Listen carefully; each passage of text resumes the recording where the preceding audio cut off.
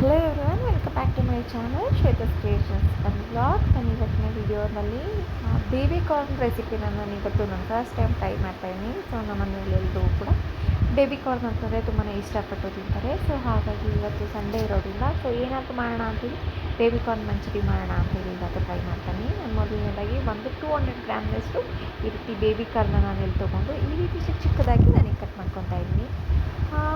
Next ಏನು ಹೇಳಬೇಕಪ್ಪ ಅಂತಂದರೆ, ಮೊದಲಾಗಿ ಯಾರೆಲ್ಲ ನನ್ನ ಚಾನಲ್ಗೆ ಇನ್ನೂ ಸಬ್ಸ್ಕ್ರೈಬ್ ಆಗಿಲ್ಲ, ಸೊ ಪ್ಲೀಸ್ ನನ್ನ ಚಾನಲ್ಗೆ ಸಬ್ಸ್ಕ್ರೈಬ್ ಮಾಡಿಕೊಂಡು ವೀಡಿಯೋಸ್ನ ನೋಡಿ. ಹಾಗೆ ನಿಮ್ಮ ಫ್ಯಾಮಿಲಿ ಆ್ಯಂಡ್ ಫ್ರೆಂಡ್ಸ್ಗೂ ಕೂಡ ಶೇರ್ ಮಾಡಿ. ಏನಾದರೂ ಮನೆಯಲ್ಲೇ ಮಾಡೋದ್ರಿಂದ ನಾವು ಆಚೆ ಹೋಗಿ ತಿನ್ನಬೇಕು ಅನ್ನೋದು ಕೂಡ ಕಮ್ಮಿ ಆಗುತ್ತೆ. ಸೊ ಮಕ್ಕಳಿಗೂ ಕೂಡ ಆಚೆ ತಿನ್ನಬೇಕು ಅನ್ನೋ ಒಂದು ಇಂಟ್ರೆಸ್ಟ್ ಕೂಡ ಕಡಿಮೆ ಆಗುತ್ತೆ ಅಂತ ನಾನು ಭಾವಿಸ್ತೀನಿ.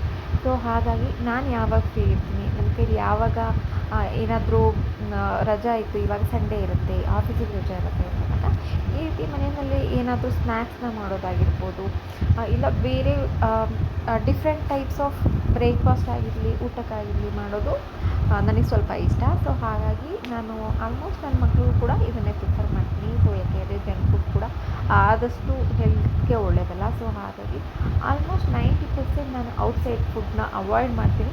ಇನ್ನು 10% ಯಾವತ್ತೂ ಮಾಡೋಕ್ಕಾಗಲಿಲ್ಲ, ಇಲ್ಲ ಹುಷಾರಿರಲಿಲ್ಲ, ಈ ರೀತಿ ಟೈಮಿಗೆ ಮಾತ್ರ ಔಟ್ಸೈಡ್ ಫುಡ್ಗೆ ನಾನು ಪ್ರಿಫರೆನ್ಸ್ನ ಕೊಡ್ತೀನಿ.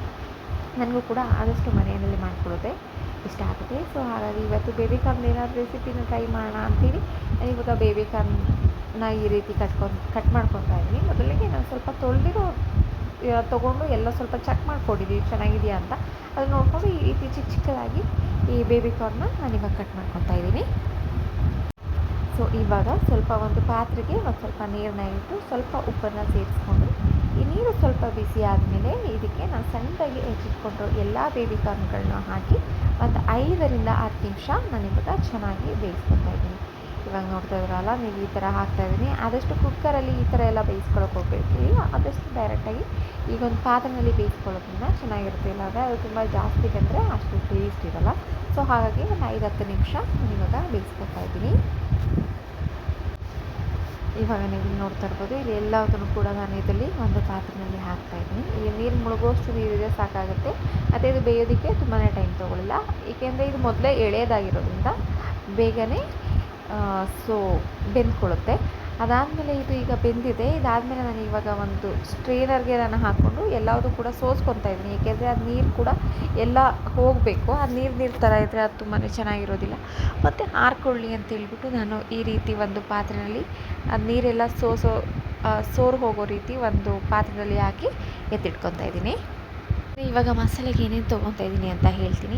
ಸ್ವಲ್ಪ ಅಕ್ಕಿ ಹಿಟ್ಟನ್ನು ನಾನು ಇದಕ್ಕೆ ಸೇರಿಸ್ಕೊತಾ ಇದ್ದೀನಿ. ನಾನಿಲ್ಲಿ ಒಂದು 2ರಿಂದ 3 ಸ್ಪೂನಷ್ಟು ಅಕ್ಕಿ ಹಿಟ್ಟು, ಸ್ವಲ್ಪ ಗರಂ ಮಸಾಲ, ಸ್ವಲ್ಪ ಕಾರ್ನ್ ಫ್ಲೋರ್, ಹಾಗೆ ಹಸಿಮೆಣ್ಸಿನ್ಕಾಯಿ ಪುಡಿ ಮತ್ತು ರುಚಿಗೆ ಬೇಕಾಗಿರುವಷ್ಟು ಉಪ್ಪು ಮತ್ತು ಕಾರ್ನ್ ಫ್ಲೋರ್ನ ನಾನಿಲ್ಲಿ ಸೇರಿಸ್ಕೊತಾ ಇದ್ದೀನಿ. ಏಕೆಂದರೆ ಕಾರ್ನ್ ಫ್ಲೋರ್ನ ಸೇರಿಸೋದ್ರಿಂದ ಅದು ಟೇಸ್ಟು ತುಂಬಾ ಚೆನ್ನಾಗಿ ಬರುತ್ತೆ. ಕೆಲವೊಬ್ಬರು ಕಡಲೆ ಹಿಟ್ಟನ್ನು ಯೂಸ್ ಮಾಡ್ತಾರೆ. ಸೊ ನಾನು ಅಷ್ಟು ಕಡಲೆ ಹಿಟ್ಟನ್ನು ನಾನು ಯೂಸ್ ಮಾಡೋದಿಲ್ಲ. ಸೊ ಅದಕ್ಕೆ ಸ್ವಲ್ಪ ಶುಂಠಿ ಬೆಳ್ಳುಳ್ಳಿ ಪೇಸ್ಟು, ಹಾಗೆ ಸ್ವಲ್ಪ ಚಿಟಿಕೆ ಅರಶಿನ ಸೇರಿಸ್ಕೊಂಡು, ಅದಕ್ಕೆ ಕೊತ್ತಂಬರಿ ಸೊಪ್ಪನ್ನ ಸೇರಿಸ್ಕೊಂಡು ಈ ಒಂದು ಪೇಸ್ಟ್ನ, ಅಂದರೆ ನಾವೀಗ ಬಜ್ಜಿಗೆ ಹೇಗೆ ಕಲಿಸ್ತೀವಲ್ಲ ಅದೇ ರೀತಿಯಾಗಿ ಒಂದು ಗಟ್ಟಿಯಾಗಿ ಒಂದು ಪೇಸ್ಟನ್ನು ನಾನಿಲ್ಲಿ ಮಾಡ್ಕೊತಾ ಇದ್ದೀನಿ. ನೀವು ಇಲ್ಲಿ ನೋಡ್ತಾ ಇರ್ಬೋದು, ತುಂಬ ಗಟ್ಟಿನೂ ಇರಬಾರ್ದು, ತುಂಬ ತೆಳು ಕೂಡ ಇರಬಾರ್ದು. ಅದು ಈ ಕಾರ್ನ್ಗೆ ಕೋಟಿಂಗ್ ಆಗೋ ಥರ ಇರಬೇಕು. ಕೋಟಿಂಗ್ ಅಂದರೆ ಅದ್ರ ಮೇಲೆ ಅದು ಹಚ್ಕೊಳ್ಳೋ ಥರ ಇರಬೇಕು. ನಾವು ಇವಾಗ ಬಜ್ಜಿಗೆಲ್ಲ ಹಾಕಿದಾಗ ಇರುತ್ತಲ್ಲ, ಸೊ ಅಷ್ಟು ಇದ್ದರೆ ಚೆನ್ನಾಗಿರುತ್ತೆ. ನಿಮಗೆ ಶುಂಠಿ ಬೆಳ್ಳುಳ್ಳಿ ಬೇಡ ಅಂದರೆ ನೀವು ಅದನ್ನು ಸ್ಕಿಪ್ ಮಾಡ್ಕೊಬೋದು. ಸೊ ಹೀಗೆ ಚೆನ್ನಾಗಿ ಕಾದಿರೋ ಎಣ್ಣೆಗೆ ಸ್ವಲ್ಪ ಡೀಪ್ ಫ್ರೈ ಮಾಡ್ತಾಯಿದ್ದೀನಿ. ನೋಡಿ, ಇವಾಗ ಇದು ಗೋಲ್ಡನ್ ಬ್ರೌನ್ ಬರೋ ಥರ ಫ್ರೈ ಮಾಡ್ಕೋಬೇಕಾಗುತ್ತೆ. ನಿಮಗೆ ತುಂಬಾ ಕ್ರಿಸ್ಪಿ ಬೇಕು ಅಂತಲೇ ಡಬಲ್ ಫ್ರೈ ಕೂಡ ಮಾಡ್ಕೋಬೋದು.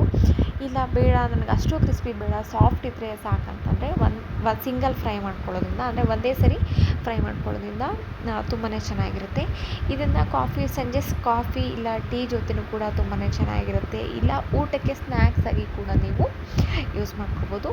ಬಟ್ ನನಗಂತೂ ಇವತ್ತು ಮಾಡಿರೋ ರೆಸಿಪಿ ತುಂಬಾ ಇಷ್ಟ ಆಯಿತು. ಸೊ ನೀವು ಕೂಡ ಒಂದ್ಸರಿ ಮನೆಯಲ್ಲಿ ಟ್ರೈ ಮಾಡಿ ಹೇಗಿತ್ತು ಅಂತೇಳಿ ಕಮೆಂಟ್ ಸೆಕ್ಷನ್ಗೆ ತಿಳಿಸೋದನ್ನ ಮರಿಬೇಡಿ.